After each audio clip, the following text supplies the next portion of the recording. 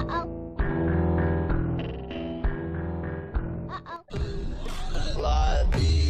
sir, and why are you here today? I'm here to protest.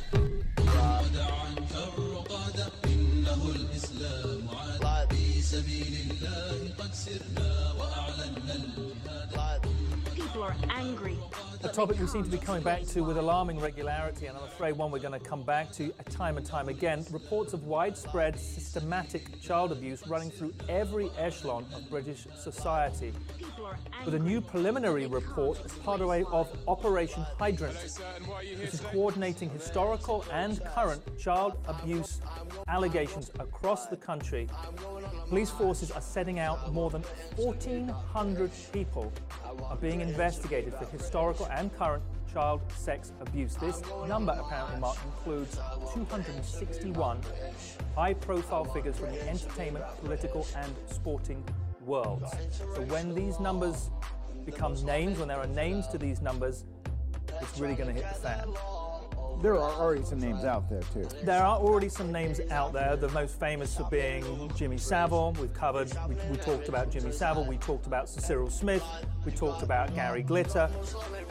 Famous, high-profile people that were part of, child abuse, paedophile rings, not necessarily all interconnected, but part of a system, a part of a society which, on some level, they were protected. So why did why was this sweeping, organized, kind of sweep down on simultaneous figures? How did this start? Well, I think it's really been crystallized as a result of Jimmy Savile. And I think that really shocked everybody. He was highly decorated. I mean, you want to just jump in. Yeah, I mean, look at this guy. He's a huge star in England. He was a huge light entertainer. Particularly, I mean, when I was growing up, he was the face. I mean, we only had 3 channels, and but he was the face of children's entertainment. He was, raised a lot of money for charity. He had a top show, one of the only top. And it was a children's show. And it was a children's show called Jim Will Fix It. And he would go and sit on Jimmy's lap, and he would fix it for you. And you could I remember very clearly, he fixed it for this guy to play with Adam and the Ants. How many times do you think he would use that as a pickup line? Come here, Jim will fix it. I'll fix it. Sit on my lap. Well, that's right, and he had an all access. He would access all areas, and I don't mean that in any kind of gross way, but he would go everywhere. He used to open hospitals. He would go in and routinely abuse kids in the hospitals where he was the patron of and what he'd opened, and the charities he'd worked for raised money to open these children's wings, and he'd go and abuse the kids there. Isn't this the face, the archetypical face of the child molester there, like the creepiest? Now, in retrospect, knowing this, and you look at that, oh my God. Yeah. I mean, he never married, he had a horrible mother. Thank you very much. They did these really creepy documentaries on him. He had this horrible fixation with his mother. And he kept a mausoleum to her, he kept her room as it was. She'd been dead like 50 years. He kept everything besides it. And he was a weird, strange guy when he really got under the surface. But he was protected best buddies with Margaret Thatcher. He was protected from up on high. Anyway, as a result of these revelations coming out about him after he died, they opened up all these other cases, and abuse victims suddenly had the confidence to come forward, and their voice would be heard, that they wouldn't be swept under the carpet, that they would be taken seriously. Mark, as part of this Operation Hydrant, there's also, in addition to these high-profile individuals, and as I said, once names are put to these numbers, it's all hell's going to break loose. There are 357 institutions, including schools, children's homes, religious institutions, medical establishments, sports venues, where the abuse took place. We're talking hundreds of thousands of victims. Hundreds of thousands of victims. Why do you suppose it's been so institutionalized and now just becoming...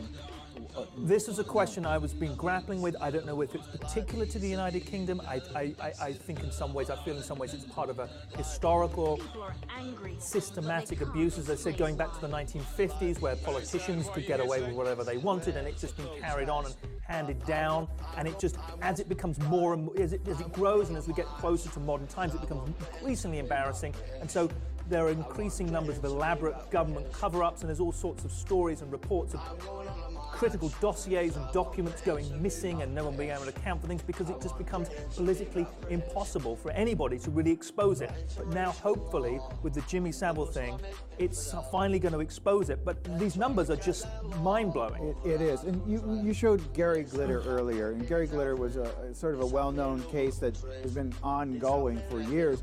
Gary Glitter, a musician, and we know his songs. At any sporting event that you go to, you're hearing Gary Glitter when you go there, and he's making money off of that. And I hate to be a singer, I'm not going to sing, but you know, it goes da da da da da da, hey, da da da da. Yeah, that's Gary Glitter. Rock and Roll Part 2 is the name of the song, and it's played at every sporting event, at least in the United States. He's making money off that. Should it still be allowed? Should people just? I mean, he's a convicted, right, I would have thought so, just for no other reason than decency. You want to be in my gang, ironically, another one of his big hits. I mean, it's so distasteful.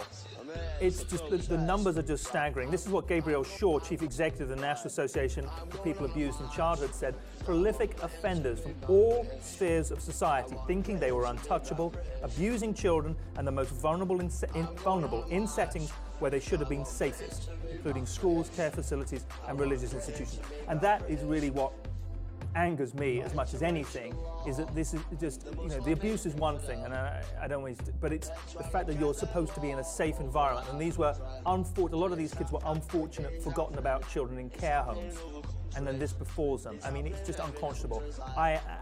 I'm right behind the investigation. I know there's been some comments in the past that people are fearful that it's not going to be fair, it's not going to be thorough, and it won't be utterly transparent. I just pray that it will be, and that these names of these people will become identified, and they'll get exposed for the horrific acts that they've committed. Let us know your thoughts. Thanks for being with us here. If you haven't already, subscribe to the Lib TV.